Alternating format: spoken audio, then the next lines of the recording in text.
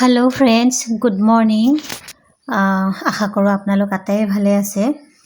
আমি এতিয়াও আমাৰ গন্তব্যস্থান পোৱাগৈ নাই। যিহেতু ট্ৰেইনতে আমাৰ ৰাতিটো পুৱাল, সেয়েহে আমি ঘৰৰ পৰা লৈ অনা কিবাকিবিৰে মিনি ব্ৰেকফাষ্ট কৰি ল'লোঁ। মই ঘৰৰ পৰা কেক আনিছিলোঁ আৰু অইন বাইদেউসকলেও কিবাকিবি আনিছিলে। তাৰ পাছত ট্ৰেইনৰ খিৰিকীৰে বাহিৰৰ সৌন্দৰ্য উপভোগ কৰি আমি আগবাঢ়ি গৈ থাকিলোঁ।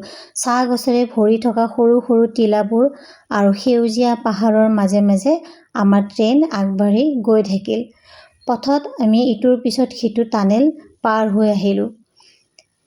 ইয়াতে বহুতো টানেল আছে এই পথছোৱাত, আৰু এনেদৰে আহি আহি আমাৰ গন্তব্যস্থানৰ ষ্টপেজ আহি পালোঁ, চাইৰাং ৰেলৱে ষ্টেচন। হয়, আমি আহিছোঁ মিজোৰাম। ট্ৰেইনৰ পৰা নমাৰ পিছত নিয়ম অনুসৰি ILP পৰীক্ষণ হ'ল, আৰু তাৰ পিছত আমি গৈ উঠিলোগৈ আমাৰ বাবে ৰৈ থকা বাহনখনত। ট্ৰেভেল এজেঞ্চিয়ে আমাৰ বাবে স্কৰপিঅ' বাহন এখন প্ৰদান কৰিছিলে।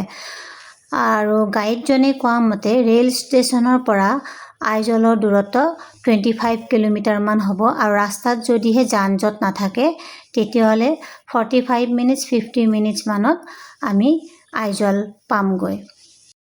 তাৰপিছত আহি পালোঁ আমি আগতে বুক কৰি ৰখা আমাৰ লজটো। এই লজটোৰ নাম হৈছে চাল্টলাং টুৰিষ্ট লজ, আৰু এইটো গভৰ্ণমেণ্ট লজ হয়, আৰু ইয়াৰ প্ৰাইচবোৰো ৰিজনেবল হয়। ৰুমত সোমাই এজ ইউজুৱেল মই আগবাঢ়ি গ'লোঁ খিৰিকীখনৰ ওচৰলৈ বাহিৰৰ ভিউটো চাবলৈ, আৰু সঁচাকৈ বাহিৰৰ ভিউটো দেখি মনটো ভাল লাগি গ'ল। আমি আটাইয়ে গা পা ধুই ফ্ৰেছ হৈ ল'লোঁ, আৰু তাৰপিছত খাবৰ বাবে আমি ডাইনিং হললৈ গ'লোঁ। ইতিমধ্যে আমি আহি থাকোঁতে ফোন কৰি কৈ থৈছিলোঁ লাঞ্চটো ৰেডি কৰি থ'বলৈ, যিহেতু ইয়াৰ পিছত আমি লৰালৰিকৈ চাইট চিনৰ বাবে যাব লাগিব। গতিকে আজিলৈ ইমানেই। চাই থাকিব আপোনালোকে, আৰু নেক্সট খণ্ডটোত মই দেখুৱাবলৈ চেষ্টা কৰিম ডে 1 মিজোৰামত আমি কি কি চালোঁ। Bye bye, see U.